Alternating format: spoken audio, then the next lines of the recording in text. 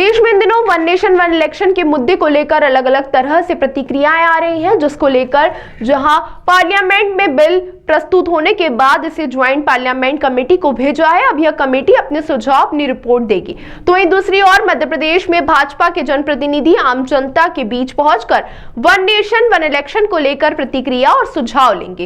इंदौर के महापौर पुष्यमित्र भार्गव ने मीडिया से चर्चा करते हुए आज बताया कि मध्य प्रदेश की एक कमेटी भाजपा के द्वारा गठित की गई है, जिसमें वह 20 सदस्य बने हैं और इंदौर की जनता के बीच वह पहुंचकर एक देश एक चुनाव को लेकर चिंता की प्रतिक्रिया और सुझाव लेंगे और उसे उनकी कमेटी को भेजेंगे, जहां से कानून को बल देने के लिए पूरे देश की जनता के सुझाव पार्लियामेंट तक भेजे जाएंगे। देखिए, आप और हम सब जानते हैं कि देश में लगातार चुनाव चलते रहते हैं, कभी लोकसभा का, कभी विधानसभा का। हरियाणा, महाराष्ट्र और अब दिल्ली की तैयारियां चल रही हैं।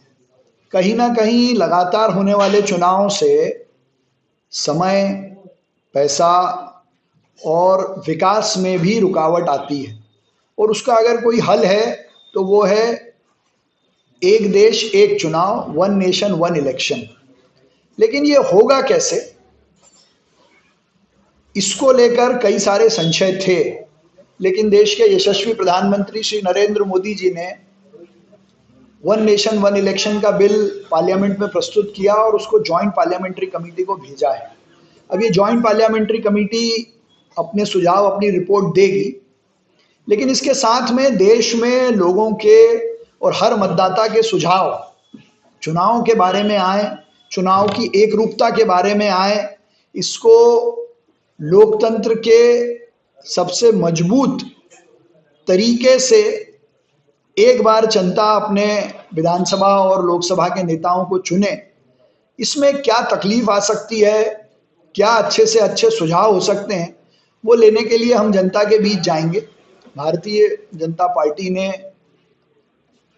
मुझे कार्यकर्ता के नाते ऑनरेबल जस्टिस श्री रोहित आर्य जी, जो हमारे मध्य प्रदेश उच्च न्यायालय के सेवानिवृत्त न्यायाधीश हैं, उनकी अध्यक्षता में उनकी टीम में रखा है। हम प्रयास करेंगे मध्य प्रदेश के हर कोने से इसको लेकर सुझाव आए और वो रिपोर्ट केंद्र की टीम को, मध्य प्रदेश सरकार को हम सबमिट करेंगे, क्योंकि ये इतना बड़ा विषय है।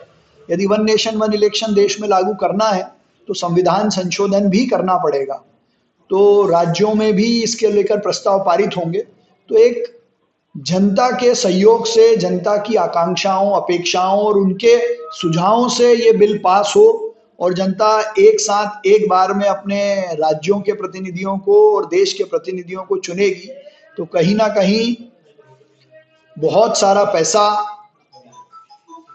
बहुत समय और विकास में जो अवरुद्धता आती है, चाहे वो आचार संहिता के कारण हो, वो कहीं ना कहीं अलग हटेगी। अब ये कैसे होगा, इसको लेकर बिल में भी कई सारी चीजें लिखी है और कुछ सुझाव हम जनता से लेकर, एक्सपर्ट से लेकर, इसमें कोई आवश्यकता होगी तो संशोधन भी देंगे। ये जो लोग विरोध कर रहे हैं उनको लेकर क्या कहेंगे? नहीं, ये प्रश्न आप उनसे पूछिए कि उनके विरोध का कारण क्या है। यदि उनका विरोध तर्कसंगत है, उनके विरोध में कोई दम है, तो उसको भी हम संज्ञान में लेंगे। जेपीसी उसको संज्ञान में लेगी, जेपीसी बनी इसीलिए। जॉइंट पार्लियामेंट्री कमेटी में वो अपने सुझाव दें। बस एक छोटे बच्चे की तरह जिद करना कि मैं तो आज ये खाना नहीं खाऊंगा, ये गलत है। तर्कसंगत विरोध एक्सेप्टेबल है, लेकिन वन नेशन वन इलेक्शन क्यों ना हो, इसका कोई तर्क बताएं, कोई आधार बताएं। ये तो देश के हित का काम है, इसमें सबको एक साथ आना चाहिए।